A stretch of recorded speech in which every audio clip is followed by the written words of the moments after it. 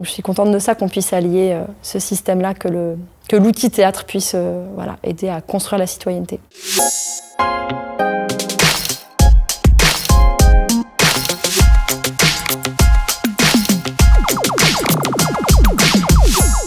Je m'appelle Chloé Martin, je suis artiste de théâtre dans plusieurs fonctions, puisque je suis autrice, comédienne, metteuse en scène, directrice de compagnie, de la Dame de compagnie qui est située à Niort. Et puis je suis également pédagogue, je transmets aussi le théâtre. Alors le spectacle à part égale, c'est un seul en scène de théâtre et d'humour que j'ai créé il y a 15 ans et qui tourne toujours parce qu'il y a toujours besoin de parler de ces sujets. Et ces sujets, c'est les questionnements autour de ce qu'on appelle les VSS, les violences sexistes et sexuelles. Et en fait, moi je suis bénévole au planning familial des Deux-Sèvres depuis pas tout à fait, mais bientôt 20 ans. Et en étant bénévole là-bas, j'ai pris conscience des chiffres hallucinants, à savoir qu'en France, toutes les 7 minutes, une femme est violée et que tous les 2 jours et demi, une femme est assassinée par son conjoint ou son ex-conjoint. Et voilà, et encore toutes les constructions sociales qui sont là et qui amènent un masculinisme ou un patriarcat, en sachant qu'après, les questions de violence sexiste, elles sont dans les deux sens. On dit toujours oui, mais pas tous les hommes.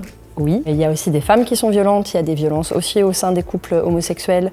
C'est un champ malheureusement que l'être humain a encore besoin de savoir gérer ses émotions et ses situations de pouvoir, parce qu'en fait c'est bien des questions de pouvoir. Donc tous ces sujets-là, moi je les travaille depuis des années.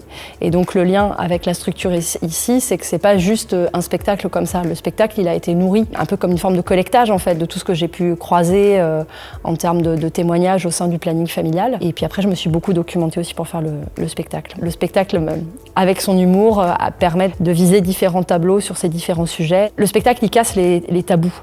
Un jour, un se viendra, je suis rentrée.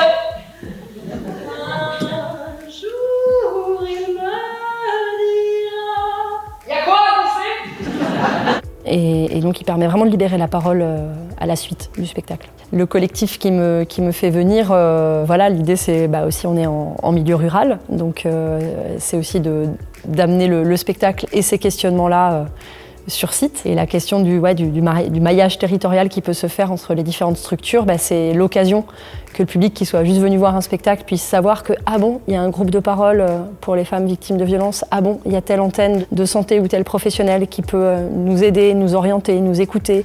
Parce qu'on a toujours en fait une sœur, une voisine, une connaissance de... Et c'est souvent comme ça en fait, le système des violences, il y a souvent quelque chose qui est tu, qui est honteux. Et justement pour pas que le silence tue, il est grand temps d'en parler.